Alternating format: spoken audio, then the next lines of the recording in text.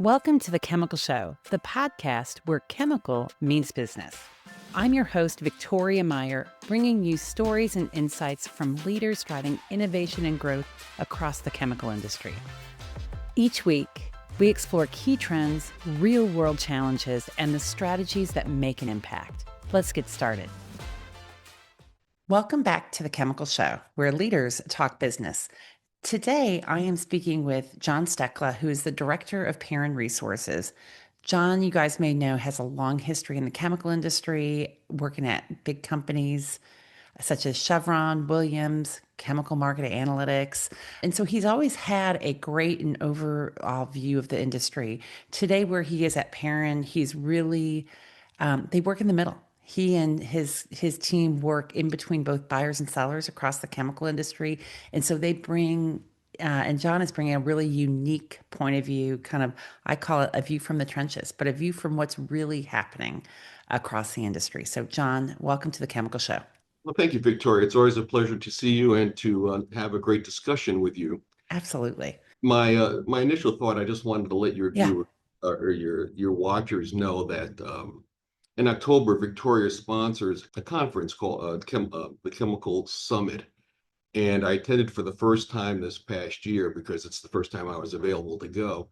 And I thought it was really excellent. And it didn't focus on what a lot of conferences do, which are it's product focused, it's supply and demand, and we know all that stuff. But she really focuses in on some of the other really fascinating developments that are affecting our industry, like the integration of AI, which I was stunned to hear what some companies are doing, and different approaches to pricing. So I urge everyone next year to really take a close look and see if you could fit it into your schedule. I think it'd be worth your time. John, I so That was appreciate that. unsolicited and unpaid for. I do. I appreciate the unsolicited feedback. In fact, I'm going to put in a plug to say that the Chemical Summit is going to be September 29th and September 30th, 2026 here in Houston, Texas again. So put it on your calendar and be there. All right, John. So back to you. Now that we've had our unsolicited plug, and I appreciate that, what's going on? Yeah, what are you seeing really and truly in the market today?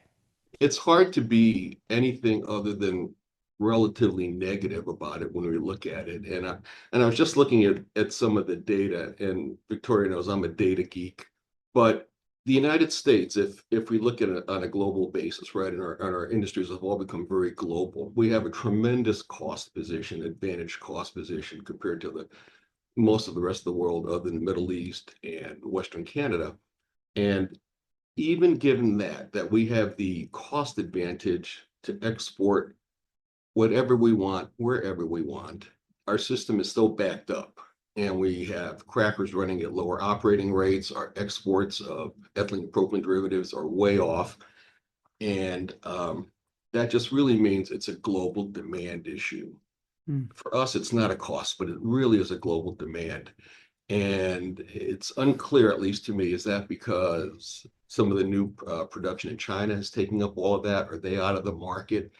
And so is it global demand or just competing sources that are taking it away from the US?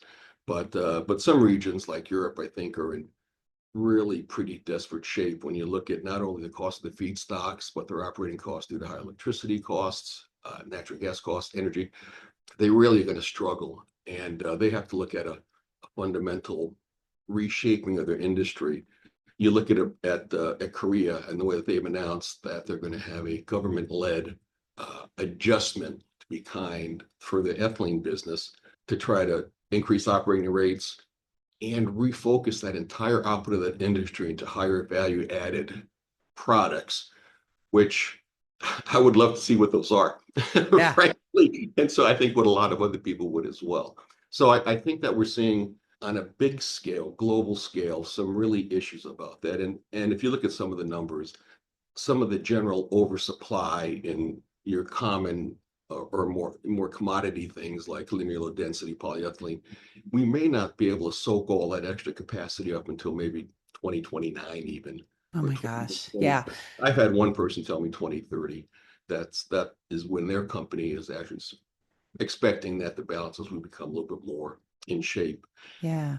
Well, And John, and one so I'm gonna go back to what you kind of started with in terms of is it a supply issue or a demand issue? And the answer when I talk to people is yes, right? So we've had a significant amount of investment, certainly when you look at the core commodity petrochemicals, right? So ethylene, propylene, maybe not to the same extent, but ethylene, ethylene derivatives, et cetera. And yet they're also, so there's certainly a supply issue, but demand has been flat, maybe a slight decline depending on where you look at it. And so that's really coming to bear in 2025, right? that's being kind. So you're, and so I teed this up earlier, John, that you're working, you're in the middle often between buyers and sellers. And I know you describe yourself in Perin as problem solvers, helping to move products and make matches. What's the sentiment that you're hearing? Like when you go out and talk to people, how are they feeling about it? What are they saying about their business and how it's shaping their business? That's a really interesting and profound question, right? Because I think it covers a number of different spaces. We're seeing some companies, for example, look at the way they can leverage. In fact, just yesterday after we spoke, a company said that they have three Gulf Coast production sites, right? But they've never combined all of their demand for a lot of the process chemicals, the inorganics that they need to run. And so they're saying, we always kind of let the local guys handle that. But now they're recognizing that if you bring your three plants demand of sulfuric acid together, that all of a sudden it's a much bigger volume and they could make some significant savings. Now, these are high volume, low value products, generally speaking. So it's kind of limited, but I think people are going to look to see where they can leverage their size and just be able to present a bigger picture. Yeah. We see other people that are looking at how to bring more efficiency to their systems. And so we've had customers say to us, we run some rail cars for some key raw materials, but boy, it's a pain in the butt. We don't want to deal with it. We say we can do that. We manage rail systems. We have our own rail fleet, high pressure rail fleet. We can handle that. But they'd like to push some of those costs out of the suppliers. At the same time, we've had some suppliers say to us, yeah, I think we're going to tell some of our customers, you've got to handle the logistics for this, that if you want our product, you have to pay for it. And so I think there's going to be a little bit of a tug of war between who can push costs onto the other side, because the seller wants to make the product and sell it. The buyer needs the product. But what's the most efficient way to make that happen, to make both sides content with the outcome? And I think we're going to see some more issues like that come up. Yeah. And John, I know when you and I talked about this previously, I think one of the things you said is it's not so much about as in the case of logistics, the face of the logistics cost, the actual cost of logistics. It's about the resourcing. And so is that where you see a shift happening in terms of where companies are willing to apply their teams and resources? Well, I think at this point, nothing's off the table, right? And so I think as companies look at their businesses and they look at the value and the cost to it, does it make sense for them to say, you know what, our smaller mid-sized customers, which is a lot of the space that we play in, would we be better off just sloughing that off? Yeah. And we can deal with our big customers, maybe our pipeline customers, our barge customers, the stuff that really swings the needle. And the smaller guys who we'd like, if we need to have logistics people and product management people, maybe that there's a more efficient way to handle that. And so I think everyone's kind of going through that analysis right now. I Yeah. haven't seen a wholesale move, but when I look at the way some of the margins are going, and if I could throw some data in Yeah, here, please. We love data. that if you look at the ethylene business, right, which is fundamental, the bedrock. And we have a contract price called the net transaction NT, and then we have a spot price, a spot weighted average, which really reflects day-to-day business activity. And the margin on the spot weighted average index peaked out in August of 2024 of the recent history Yeah. at a little over 20 cents. There were some issues going on. But since that time, it's been steadily declining to where in November it was less than a penny. Wow. So there's So plenty. almost to the point of paying people to take product. Almost, well, yeah, that's correct. And no one's buying on a contract basis today. Everyone gets some sort of a discount.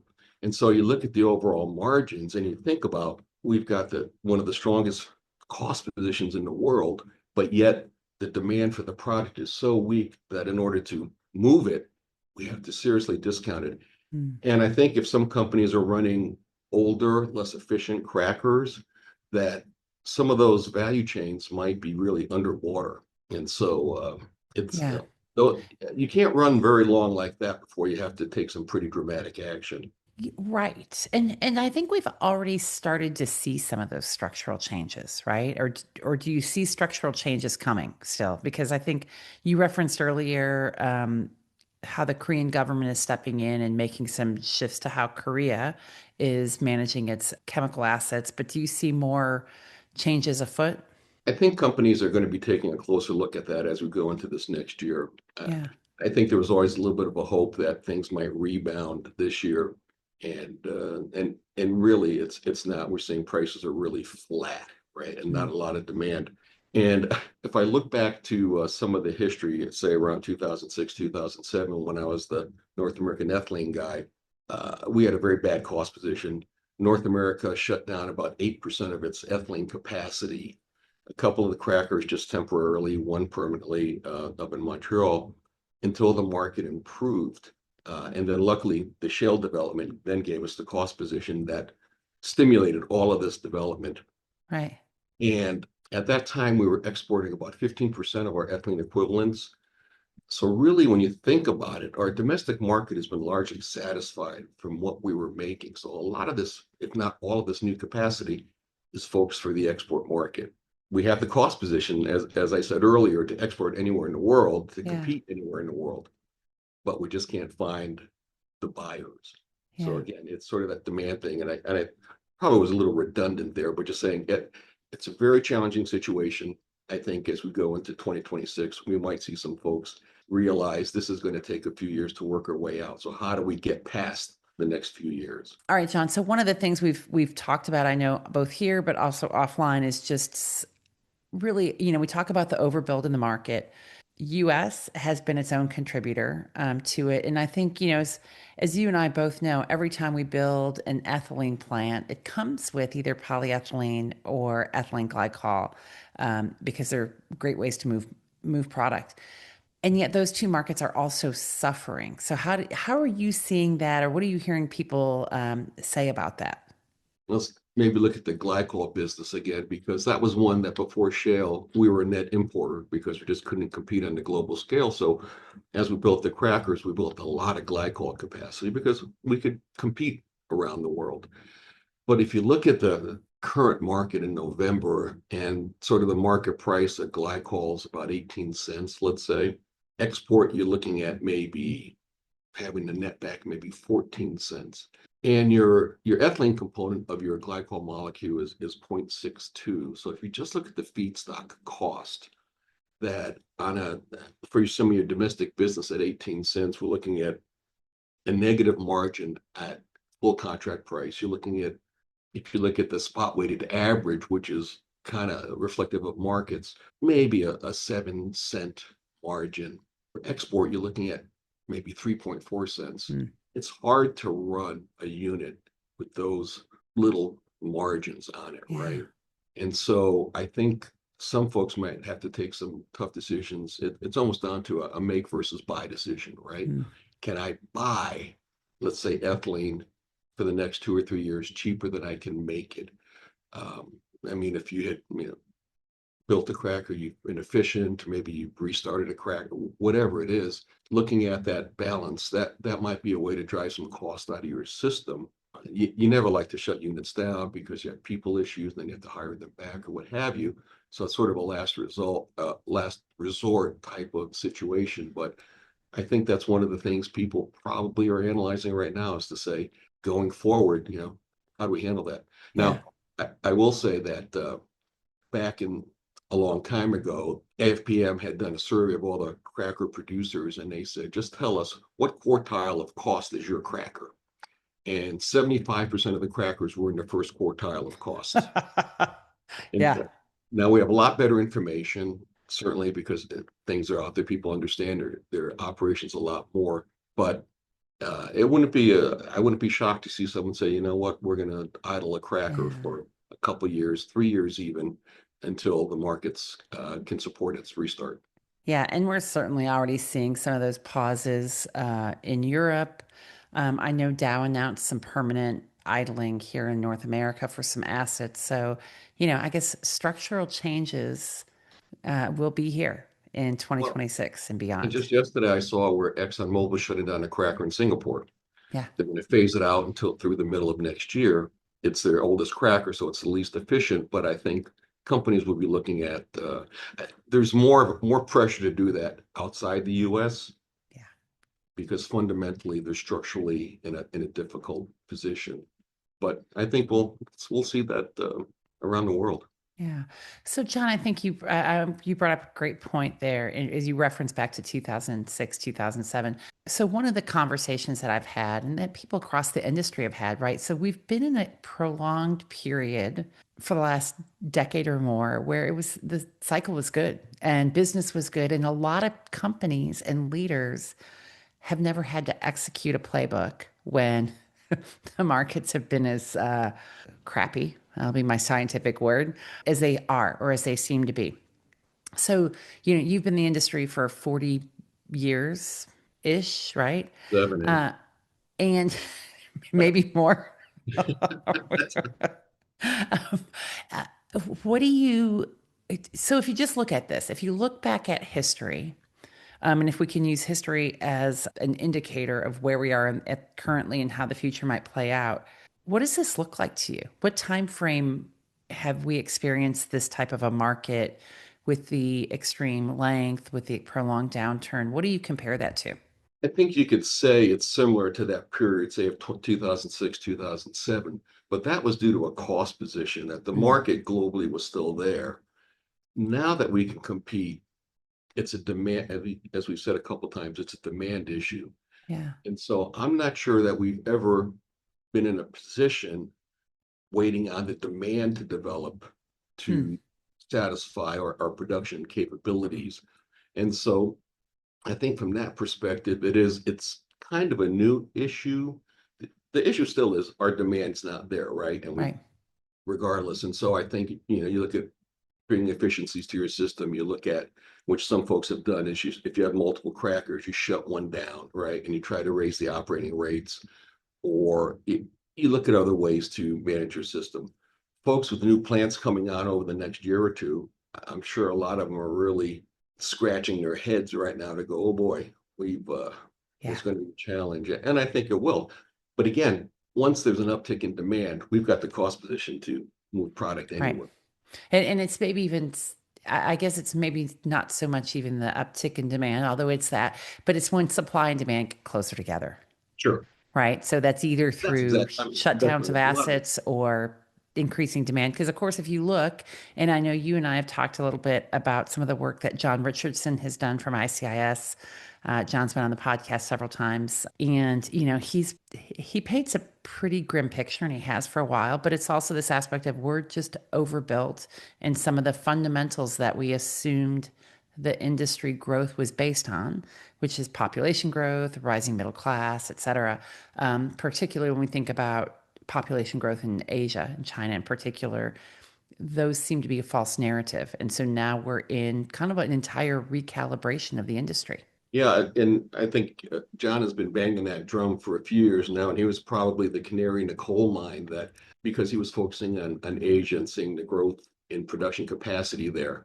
There's one, I call him a consultant, Peter Zehan, that I Mm, follow, and he's more of a population and an economist. And his first book was called The Accidental Superpower about the United States, and the last one was The End of the World is Just the Beginning. And he also does a free daily podcast, which is very interesting. And he talks about what he sees the future for some countries like China, which they have a lot of people aging and getting into retirement age, and not necessarily enough of that middle-aged workers to support them. And so he actually, if you're looking for not even a contrarian point of view, but a harsher view of it, he's a very interesting guy to follow. yeah. I've heard a lot about him. I've seen some of his stuff, but I'll have to check out his podcast because we love podcasts around here, John. Oh, absolutely. They're the best. Well, okay, so has there been anything that's really surprised you this year or in recent times when you look at markets, when you look at company behaviors, anything that stands out? I think we've been a little bit surprised at some of the market fundamentals that have shifted for a number of different reasons. Like in the propylene market, the spread between refinery grade propylene and polymer grade propylene has collapsed to levels we haven't seen in more than a decade. And it's just kind of interesting. Is that just a recalibration from COVID, in which just about everything was polypropylene Yeah. based, so there was a lot of demand, which drove the price up, and now we're just sort of settling back down, or is it something else? And we're kind of surprised at the pace and the depth to which that is basically has collapsed. On the ethylene side, not really a surprise. One of the things folks need to worry about, now it's an additional challenge, is that I was surprised to hear recently, and I'm not necessarily an expert in this, but we look at our ethane, which is the support of all of our competitive cost basis, right? It is about the same price or slightly cheaper to ship ethane to China by boat than it is to bring it down from the Marcellus and Utica in the Northeast by pipeline. Hmm. And so in essence, we're sort of have the, I won't say we have the ability, we're exporting our cost advantage. And so Yeah. if you're shipping it to China, that can build at 50% of the capital, and their manpower and other costs are less than ours, that's a very formidable um, competitive Yeah. player Well, there. and if I'm correct, the same company that is controlling much of that pipeline movement from the Marcellus or Utica to the Gulf Coast has also heavily invested in export facilities. So they're indifferent Oh, in terms absolutely. of And where you it can't goes. blame them. I mean, and the more natural gas that we produce in order to export, the more ethane we get as a byproduct, and you need to move it somewhere. Yeah. And so, no, I think that they've got an incredibly sound business model, and I don't blame them at all. Heck, Yeah. it's what I would do. But as one of the secondary issues, you look at that and say, boy, that really can make it more challenging as we go forward. Yeah. It absolutely changes the competitiveness. Absolutely. Yeah. Yeah. Yeah. All right, John. So as we sit here, we're wrapping up 2025, heading into 2026.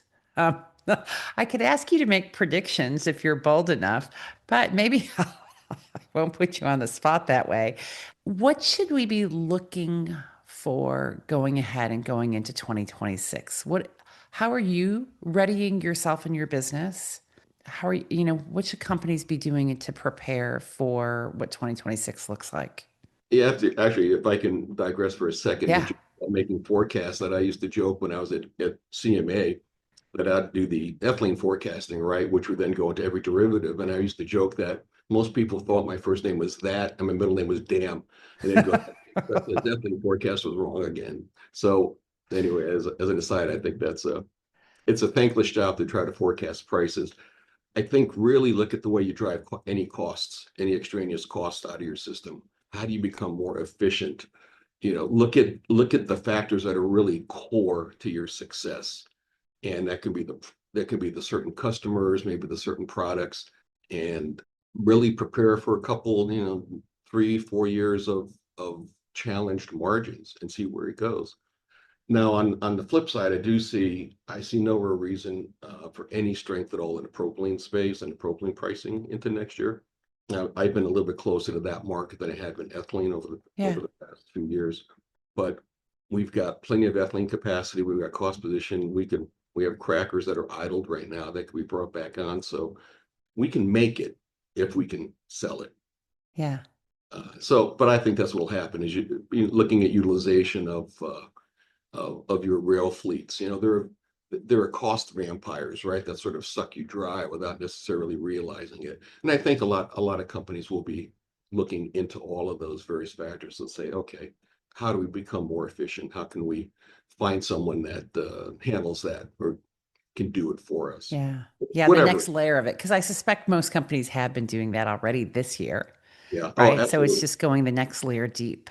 Yeah. No, it's none of the big chemical companies have been sitting idle. As we talked to them here at the end of the year, it was a pretty tough year, and it's going to go forward. So no, Yeah. clearly, I'm not suggesting people have been sitting back, fat Yeah, gumming. yeah, yeah. But it's the next level. It's the next level of focus.